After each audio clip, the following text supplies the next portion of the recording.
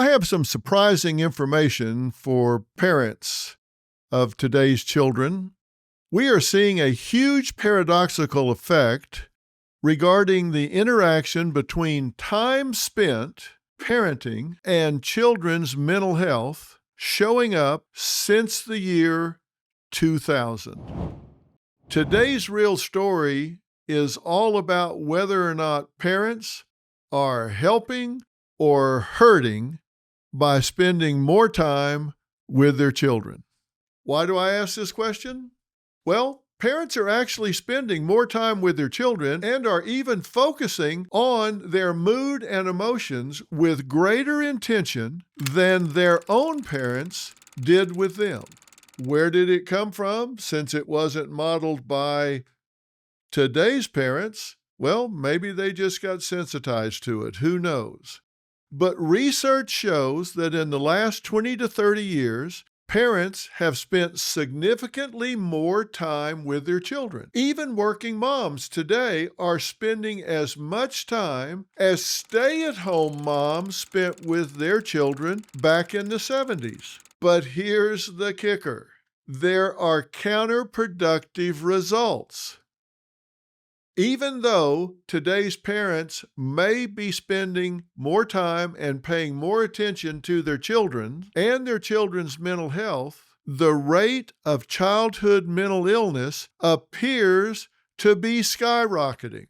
Now, you heard me right. Even though parents are spending more time and focusing more on their child's mental health, mental illness appears to be skyrocketing. So paradoxical, right? More time, worse results. Now, certainly, there's no ill intent here. So what is going on? Let's look at headlines, not from the press, but from the professional literature. Here's a good one. How intensive parenting damages childhood mental health. This is from the journal Frontiers in Mental Health. Here's another one. Potential role of child-rearing practices in the development of anxiety and depression. This is from the Clinical Psychology Review Journal. Having spent almost 50 years working with families, I must say, I do not find this the least bit puzzling. Sorry, I can feign confusion or shock, but I don't find this the least bit puzzling. My theory is substantiated by some current and robust research findings by my friends at Open Therapy Institute, which is covered in an article in their new journal, Frontiers in Mental Health, that was written by Drs. Ortiz and Fassman. I'll provide a link to their fascinating and well-written article with citations, which you can also read, right along so you can click it and look at this yourself. Simply put, parents just seem to be smothering, spoiling, and overprotecting their precious little babies and cheating them out of a chance to develop as competent young people. Oh, and by the way, schools aren't helping either. Why? There's a process that children have to go through, and I refer to it as self-attribution, not to be confused with self-attribution theory, which is a whole different thing. But the way you learn about yourself is the same way you learn about other people. How do you learn about other people? Well, you watch what they do. You hear what they say, but more importantly, you watch what they do. If you've got somebody you work with, for example, that shows up every day, they're 5 minutes early, they turn on the lights, they start the coffee, they're always buttoned up, ready, organized, helpful, you attribute those traits and characteristics to that person based on observation, correct? If you've got somebody that is always late, they never show up with what they need for a meeting, they don't contribute, they're airheads, you attribute that to them based on observation, right? That's how we learn about ourselves as well. We watch what we do. And based on what we see ourselves do, achieve, accomplish, succeed, or fail at, we make the assignment of certain traits and characteristics to ourselves. That's how we learn about ourselves. That's how we form an opinion of who we are and what we can do. our children must have the opportunity to observe themselves overcoming life's obstacles. And when parents do everything for them, they cheat the child out of the opportunity to observe themselves walking into school by themselves, solving a problem by themselves, dealing with a bully, handling a teacher, doing all the things that they need to do to be able to say, hey, I can do that. I know that because I've seen me do it. That's how they form their self-image. That's how they form their self-esteem. And when you take away the opportunity for them to do that, you cheat them. Now, this is all motivated. All of these parents who do these things for the children will say, oh, I just want to make his life better. I want to make her life better. No, this is all motivated to make mom and dad feel better themselves. It's designed to make them feel better, safer, and less concerned about their child getting bumped around.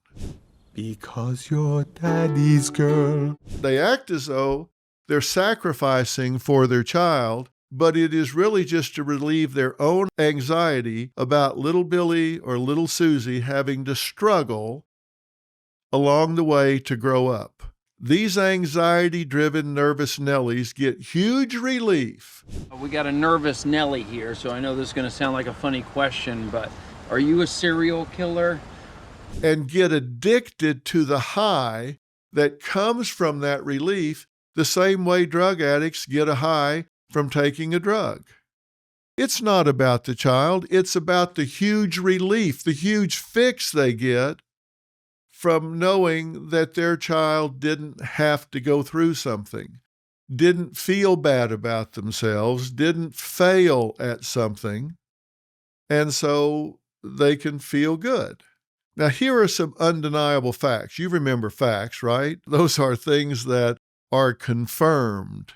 And as I said, data confirms that even working mothers since the 90s are spending more time with their children than stay-at-home moms in the 70s. And qualitative reports show that time is rife with anxiety-driven parents adopting more controlling behaviors, particularly among middle and upper class families.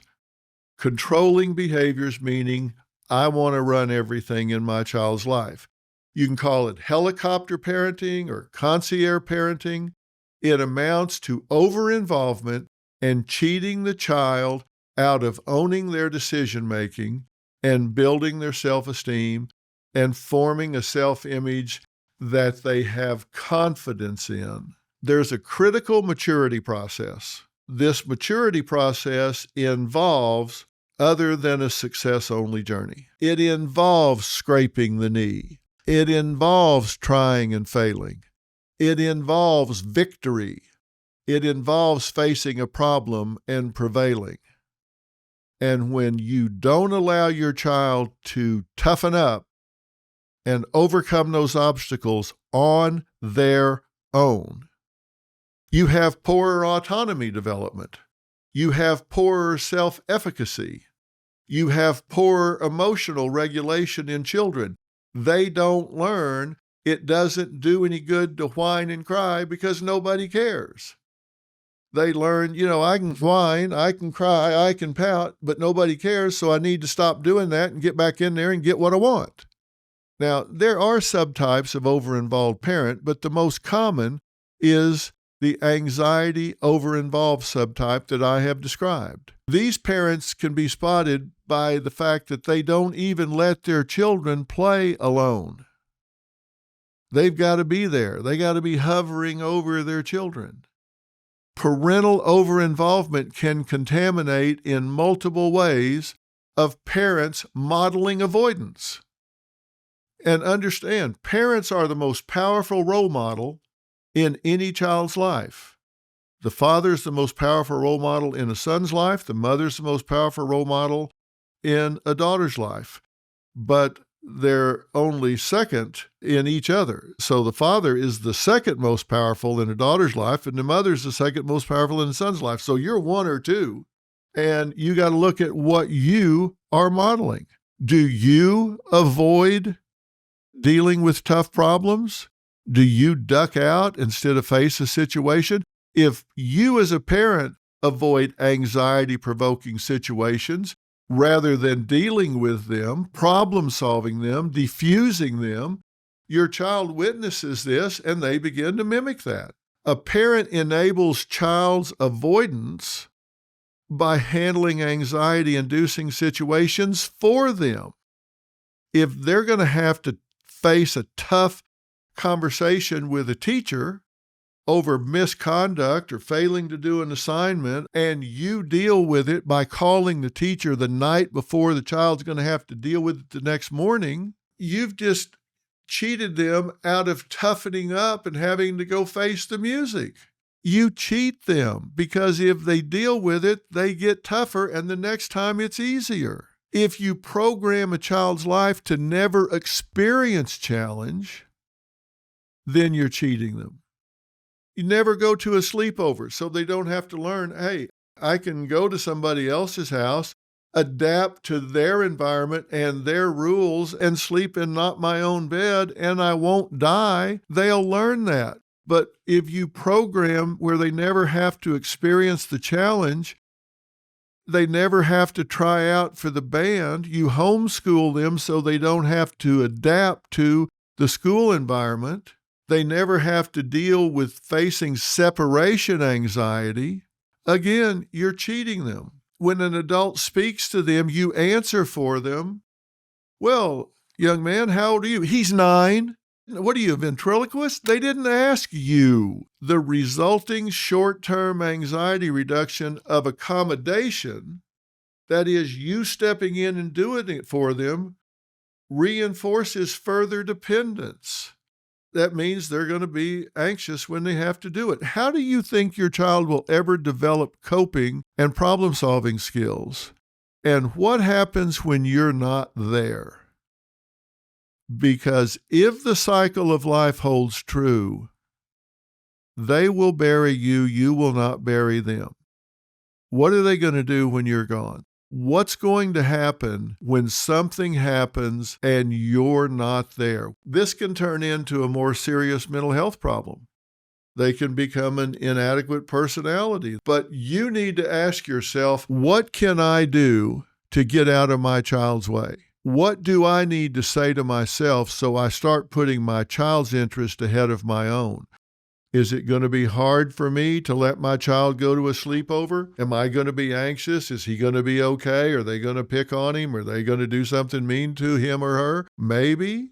I'm not saying you don't need to maintain vigilance. You certainly do. We need to be careful who we turn our children over to, whether it's another parent, teachers, coaches, counselors, Sunday school teachers, whoever. We need to pay attention. We need to do our homework. But at some point, you need to get out of the way and let your child have the opportunity to observe themselves overcoming life's obstacles. The more time parents of today are spending with their children, the worse impact it's having because they're not letting their child grow up. And that is the real story. Wherever you're getting the real story, make sure you subscribe and follow. I'll see you tomorrow. You know, in today's world, it's easy to feel worn down, juggling stress, late nights, and nonstop screens. But what if your body's missing something simple? That's why I trust Magnesium Breakthrough from Bioptimizers. It delivers 7 forms of magnesium plus humic and fulvic acids to help your body absorb and use it efficiently. Magnesium plays a vital role in helping your body relax, recharge, and recover. This formula helps support calm focus, deeper rest, muscle recovery, and overall well-being without artificial colors, preservatives, gluten, or soy. You can feel the difference when your body gets what it needs. So if you want to sleep soundly, stay centered, and power through your day, visit bioptimizers.com/Dr. Phil and give it a try. Because real balance starts from the inside out.